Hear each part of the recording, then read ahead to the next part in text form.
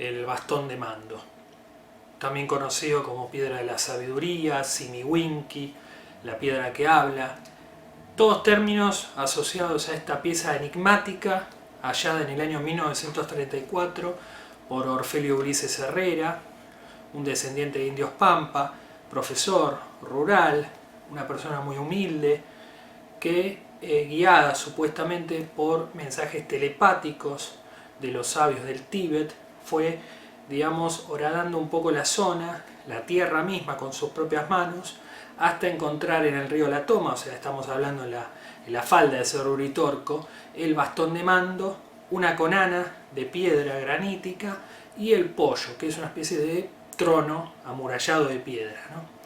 Toda esta información que tenemos está vertida en los libros del profesor Guillermo Alfredo Terrera. Uno de ellos es Antropología Metafísica. Aquí tenemos la primera edición, editada por Editorial Uritorco, perteneciente a Fabio Serpa, quien fue amigo y compañero un poco de ruta del profesor Terrera. Y esta primera edición, bueno, se agotó y fue, digamos, nuevamente reeditada ya años después por Kier, en este librito, que es con esta hermosa portada, donde están simbolizando el bastón de mando y los dos triángulos de fuerza, el triángulo chico de fuerza y el mayor, el menor y el mayor, con el Cerro Uritorco de fondo y las luces cósmicas. Este es vamos a decir, el pilar, entre comillas, de todo lo que tiene que ver con el bastón de mando, no solamente con sus características físicas y metafísicas, sino con lo que llama el vaticinio del bastón de mando, que es el destino que tiene el bastón de mando para nuestro país, para la Argentina. Bueno, decíamos que en el año 34 Orfelio Ulises Herrera, quien fue, digamos, iniciado durante 8 años en la mítica Yambalá, estamos hablando de esta ciudad o esta escuela esotérica ubicada en las coordenadas del Tíbet. Allí pasó durante 8 años entrenándose Orfelio Ulises Herrera. Bueno, mucho se ha hablado sobre el bastón de mando. A partir del año 34, en el cual Orfelio Ulises Herrera encuentra estos objetos, él solamente remueve el bastón y la conana. El pollo, según explica el profesor Terrera, era muy pesado, por lo cual lo tuvo que dejar abandonado. Del pollo todavía no sabemos dónde está y, de hecho, es un dato importante, no se sabe con precisión el lugar donde fue extraído el bastón. Hay muchos rumores, hay algunos discípulos del profesor que dicen saber dónde fue. Lo cierto es, lamentablemente, no tenemos testimonio filmado o grabado del profesor donde diga el bastón fue encontrado exactamente en tal latitud y longitud. No. Tampoco en ninguno de estos libros de antropología metafísica, Wolfram Essenbach, hay un dato certero del lugar con precisión. Yo he visto en internet personas que muestran fotos donde dice acá se encontró el bastón. Bueno, si fuera eso cierto, ahí mismo debería estar el pollo, o sea, este trono enterrado, y no está el pollo. Entonces me parece que tiene que ver más con una cuestión más así turística, que no tiene ninguna malignidad. Me parece que tiene que ver con una cuestión más comercial en todo caso. Pero lo cierto es que no sabemos el lugar exacto donde fue encontrado el bastón de mando ni la conana.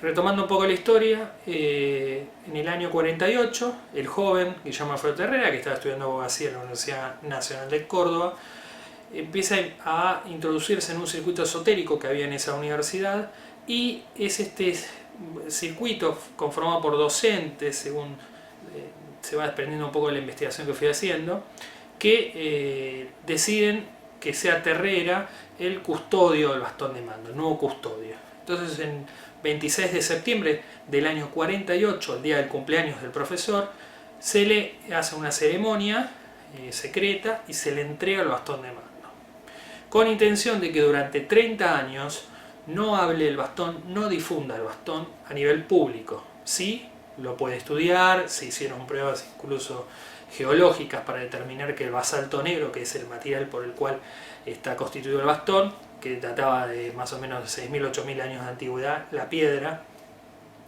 pero durante el año 48, el año 78, el profesor no habló del bastón de mando públicamente, sí a distintos discípulos o amigos, pero el mensaje, el bastón estaba digamos, por ese momento silenciado. Con lo cual, a partir del fines de la década ya del 70 y promediando el inicio de la década del 80, el profesor empieza a escribir y a difundir el mensaje del bastón de mando, que es un mensaje de paz, es un mensaje de unificación de la humanidad. Digamos, el vaticinio tiene que ver con que en un momento crítico de colapso planetario, el que porta el bastón de mando es aquel que va a ayudar a reorganizar un poco la humanidad, a ayudarla a salir adelante.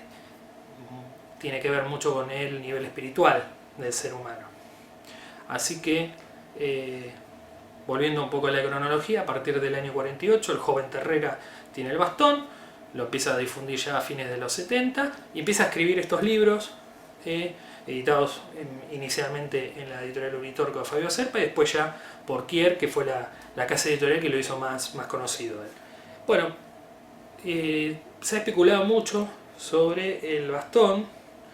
Recordemos también de que Terrera, después de vivir, nace en Córdoba, de vivir sus primeras décadas allí, se muda a San Isidro, aquí a la provincia de Buenos Aires, donde en la calle Manzone, al 100, inicialmente, crea o funda en ese domicilio la Escuela Primordial de las Antípodas.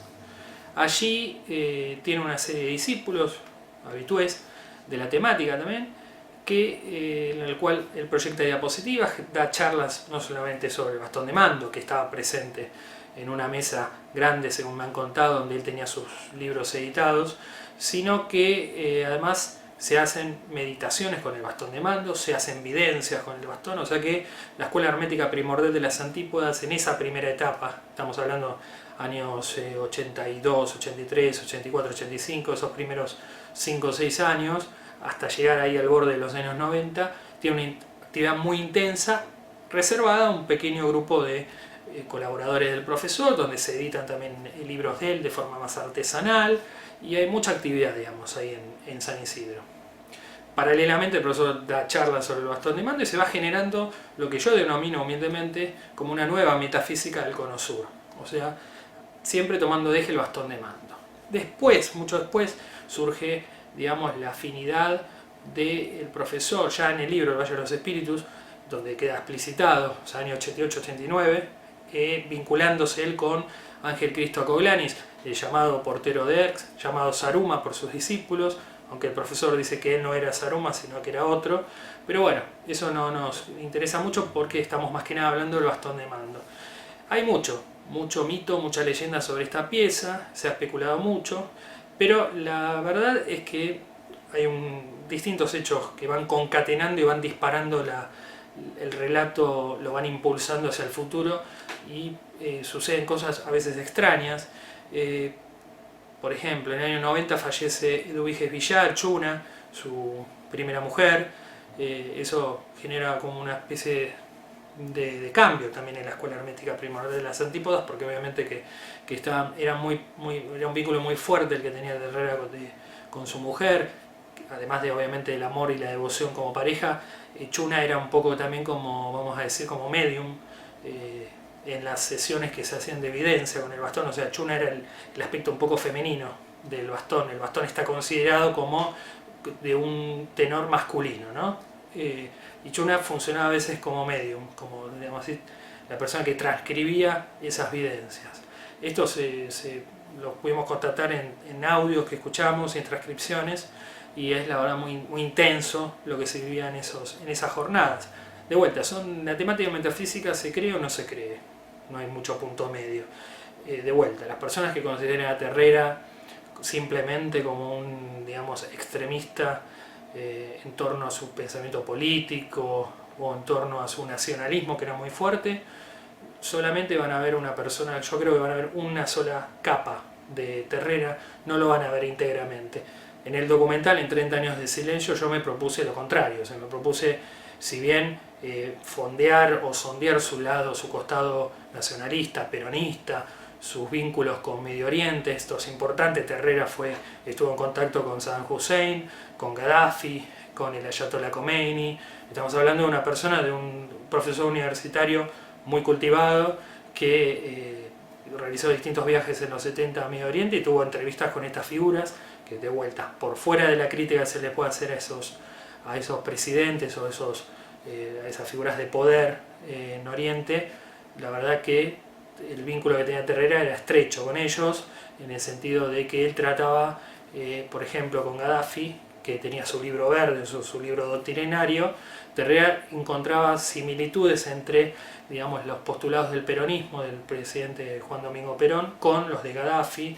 De hecho, hay un libro de él muy interesante donde hace una especie de paralelismo entre las dos doctrinas, la doctrina justicialista y la doctrina del libro verde de Gaddafi, por lo cual entenderán de que no era simplemente un profesor universitario, sino que era una persona que tenía una cultura muy vasta y que esa cultura lo lleva también a indagar la naturaleza de las cosas, incluida la política.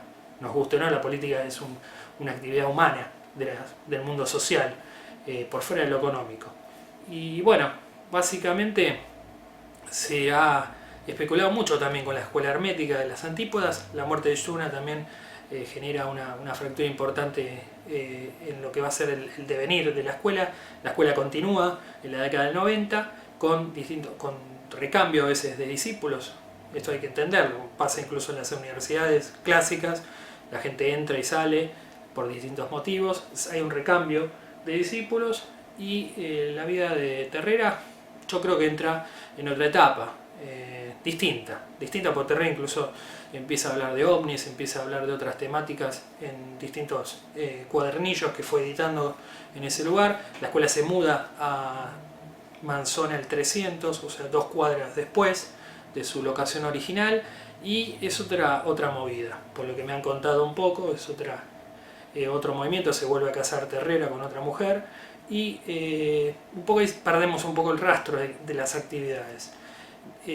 A mí me ha sucedido que me han contactado discípulos de distintas etapas de la escuela proveyendo información. A todos les agradecí, les sigo estando agradeciendo porque es una temática que a mí me fascina, lo metafísico, y siempre es muy difícil porque en estos libros nosotros tenemos un porcentaje muy pequeño de información, así que a todos, incluso algunas personas que se sintieron ofendidas porque no estuvieron en el documental, incluso esas personas que por cuestiones de desconocimiento mía que no los conocía o que van apareciendo, porque ahora el documental está en YouTube y me ha escrito muchísima gente que fueron discípulos del profesor en las 2 etapas, ¿no? Años 80 y años 90. A todos les agradecí, incluso a los que han estado un poco más agresivos por sentirse excluidos. Vuelvo a repetir, no excluí a nadie, hice una selección de lo que yo consideraba pertinente para que esté en el documental, y como digo siempre, no tengo, digamos, el copyright de todo esto. Lo tiene, digamos, esto es de, vamos a decir, entre comillas, dominio público, o será de los herederos del profesor Terrera. Yo solamente hice un primer abordaje de estas temáticas para que en el futuro, o incluso ahora mismo, otras personas hagan sus propias investigaciones sobre Terrera. Estarán más acertadas, menos acertadas. Yo he leído cosas de todo tipo, volviendo al bastón de mando. He visto gente mostrar bastones de mando que son totalmente falsos. No sé si lucran o no con eso. No, ya la verdad que no me interesa. He visto gente hablar de bastón de mando agregándole atributos que sinceramente desconocía, y me parece, por lo que fui constatando con discípulos, no son reales. ¿Qué pasó? Y esto muy poco se ha hablado. El 19 de noviembre de 1998 el profesor Terrera fallece, parte de este mundo. Se hace el velatorio en la casa donde funcionaba la escuela hermética, Manzona el 300. Yo estuve filmando en el Liven, en ese lugar, la entrevista con 2 de los hijos del profesor, con Nicolás y Victoria, a los que les estoy eternamente agradecido por su amabilidad, por haberme abierto las puertas de esa casa que ya lamentablemente no existe.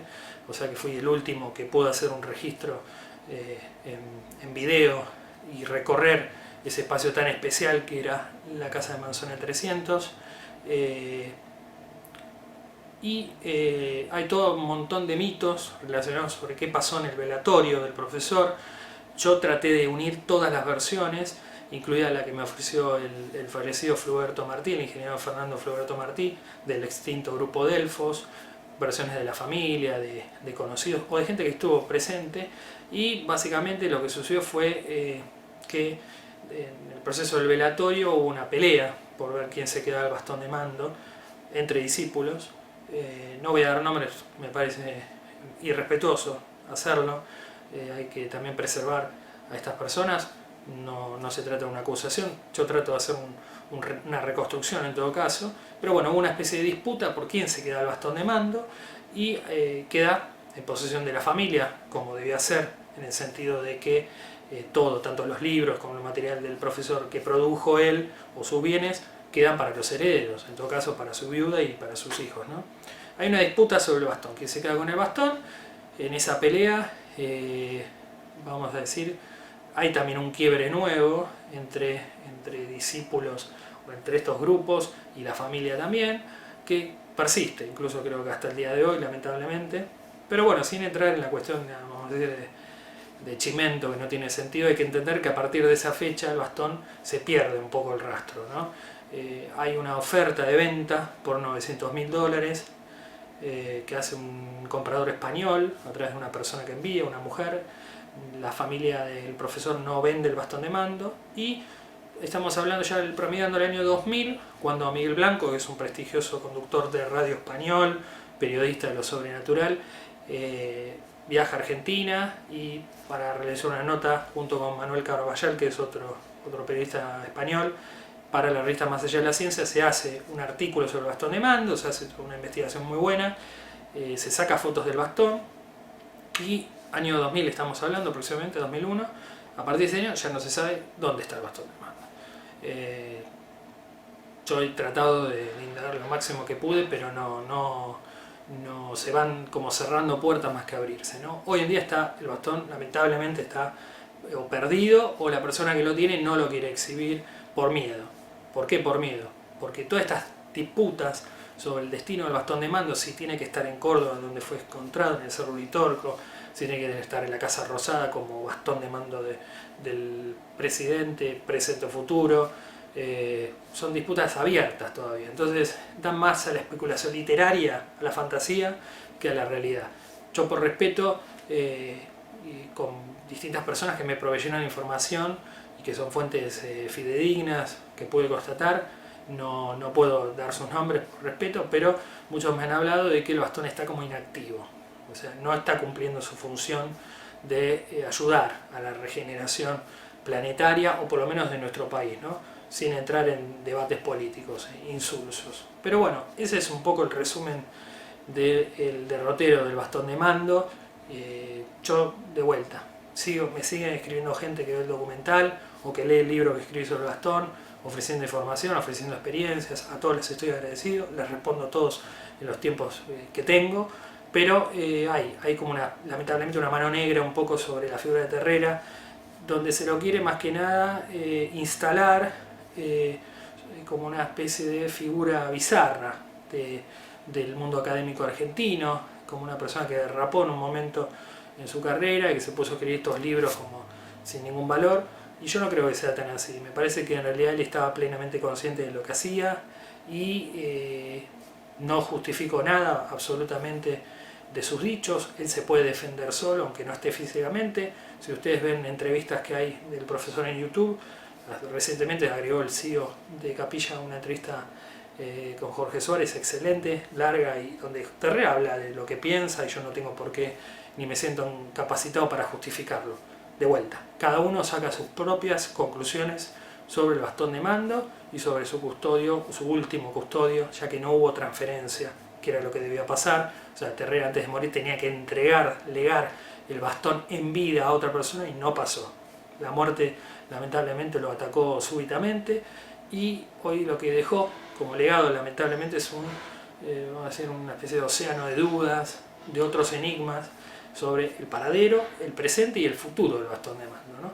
Esperemos que algún día aparezca el bastón original. Hay una copia que se hizo en su momento, que es muy similar. Se dice también que hay otras más, pero yo hasta donde sé que hay un original y una copia. Tampoco apareció la copia. Y lo que sí hay, lamentablemente, y tengan cuidado, muchas réplicas exhibidas como originales que no son originales. Lamentablemente es un juego, vamos a decir, turístico. No digo que la gente lo haga de maldad, lo hacen quizás para generar atractivo de las distintas personas que visitan Capilla del Monte, ¿no? Así que bueno, esa es la historia un poco de qué pasó con el bastón de mando.